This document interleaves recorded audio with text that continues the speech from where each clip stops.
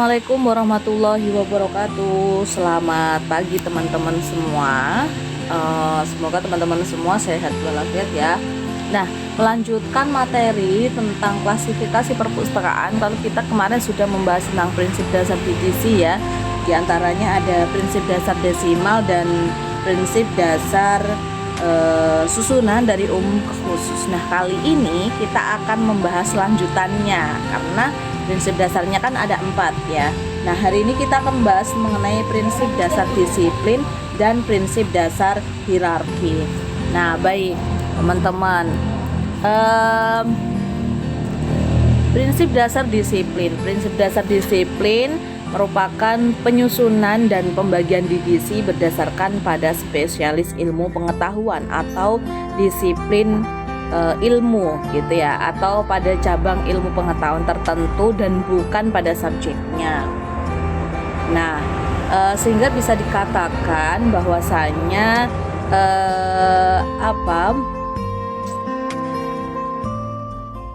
susunan ini bisa jadi satu subjek yang memungkinkan dibahas pada beberapa disiplin ilmu sekaligus gitu ya. Nah, contoh subjek pada prinsip dasar disiplin, subjek tentang children atau anak ya. Nah, memungkinkan dibahas dalam beberapa disiplin, antara lain ada psikologi anak, kemudian anak. Nah, psikologi anak masuknya dalam disiplin psikologi gitu ya, meskipun itu membahas tentang anak. Kemudian ada anak-anak. Nah, ini masuk dalam disiplin ilmu sosial. Kemudian perkembangan anak, tentang ilmu sosial juga. Hak sipil dan hak politik anak, tentang ilmu politik. Kemudian layanan kepada anak bisa masuk ke layanan sosial dan seperti itu. Meskipun itu subjeknya tentang anak, tapi dia bisa mencakup istilahnya beberapa disiplin gitu ya, sekaligus gitu ya. Nah, bahkan nomor klasifikasinya pun juga berbeda teman-teman, seperti itu. Nanti ya bisa dipahami ya.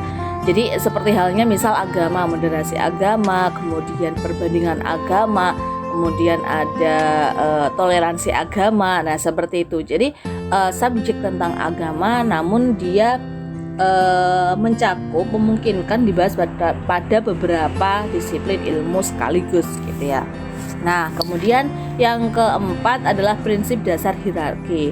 Prinsip hierarki, kata hierarki itu merupakan urutan tingkatan ataupun jenjang ya, urutan tingkatan ataupun jenjang. Nah, skema klasifikasi yang tersusun tentunya berurutan secara bertingkat atau berjenjang yang relasinya atau saling berhubungan satu sama lain. Nah, dengan demikian apa yang berlaku di kelas utama berlaku juga ya bagi semua divisi, seksi, subseksi dan maupun subseksi dan seterusnya. Hal ini disebut sebagai hierarchical force atau kekuatan hierarki. Nah, prinsip dasar hierarki divisi ini meliputi hierarki dalam notasi dan hierarki dalam relasi antar disiplin dan antar subjek. Contoh dasar pada hierarki dalam notasi contohnya adalah kelas sains. Nah, ini kelas sains ini kan maksudnya ke 500 ya. Ini merupakan kelas utamanya. Kemudian 530, 530 ini maksudnya fisika yang merupakan divisinya. Kemudian di dalam fisika ini terdapat mekanika gas yang mana ini merupakan sebuah seksi. Kemudian dari seksi turun ke subseksi dan dari subseksi turun ke subseksi. Nah, ini yang dinamakan sebagai prinsip dasar hierarki dalam notasi. Nah, notasi dari kelas utama, kemudian divisi, seksi, subseksi dan subseksi seperti itu. Jadi sistemnya itu adalah berurutan, bertingkatan dan berjenjang begitu ya. Nah, inilah yang dinamakan sebagai prinsip dasar hierarki dalam notasi. Kemudian prinsip hierarki dalam relasi antar disiplin dan antar subjek. Misalnya kelas 600 tentang teknologi ya, ini merupakan kelas utama. Kemudian dari 600 ini turun lagi ke divisi, dari divisi turun ke seksi, dari seksi turun ke subseksi, dan dari subseksi turun ke sub-subseksi.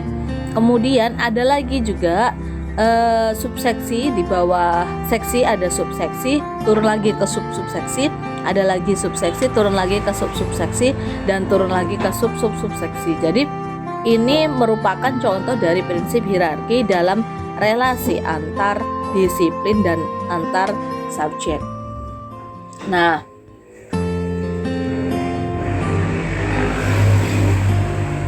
oke, namun sebelumnya saya akan menjelaskan, saya terlewat ya. Dari prinsip dasar hierarki seperti 500 ya, bahwa subjek aerodinamik ya, aerodinamik yang merupakan yang merupakan sub-subseksi ini mendapat nomor klasifikasi 533.62. Namun apabila subjek aerodinamik ya, aerodinamik ini ditempatkan pada nomor klasifikasi 533.6, aerodinamik ya subseksinya, itu sudah benar secara prinsip, karena aerodinamik ini merupakan sub-subseksi dari aeromekanika gitu ya. Jadi aerodinamik ini masuk ke dalam aeromekanika, jadi tetap ini bisa dikatakan sebagai sub-subseksinya. Nah, apabila subjek aerodinamik dan aeromekanika ditempatkan pada nomor klasifikasi 533 yang merupakan mechanical gas pun sudah dibenarkan secara prinsip, karena aerodinamik dan aeromekanik itu masing-masing merupakan sub-subseksi dan subseksi dari gas mekanika gas. Jadi gitu ya. Jadi meskipun nanti dikatakan misalkan kita cari aerodinamik, kita menempatkan nomor kelasnya itu adalah 533, itu sudah benar. Kemudian kita mau menempatkan di 533.6 juga sudah benar, karena aerodinamik ini posisinya adalah turunan dari aeromekanik. Kemudian aeromekanik itu turunan dari mekanika gas, seperti itu. Nah, namun pemberian nomor yang lebih rinci akan semakin baik ya, dan lebih direkomendasikan daripada hanya sekedar menggolongkan pada divisi apabila pada kelas utama saja. Nah ini jadi untuk kita mau menentukan nomor klasifikasi hanya menentukan sampai ke seksinya saja gitu ya, itu sudah baik. Namun alangkah lebih baiknya dan lebih direkomendasikan ini kita lebih detail. Jadi ketika kita mencari aerodinamik ya kita memasukkan nomor klasifikasinya adalah 533.62. Kalaupun kita menggunakan 533 ya tidak apa-apa, tapi lebih direkomendasikan lebih spesifik gitu ya, lebih rinci gitu ya. Gitu. Nah, kemudian kalau untuk prinsip dasar hierarki dalam relasi antar disiplin dan antar subjek ya. Dengan jadi subjek tentang teknologi ya. Tentang teknologi kelas utama, tentang teknologi yang merupakan kelas utama. Nah, contohnya misal subjek teeth atau gigi ya, gigi mana gigi, kalau sendiri subseksi.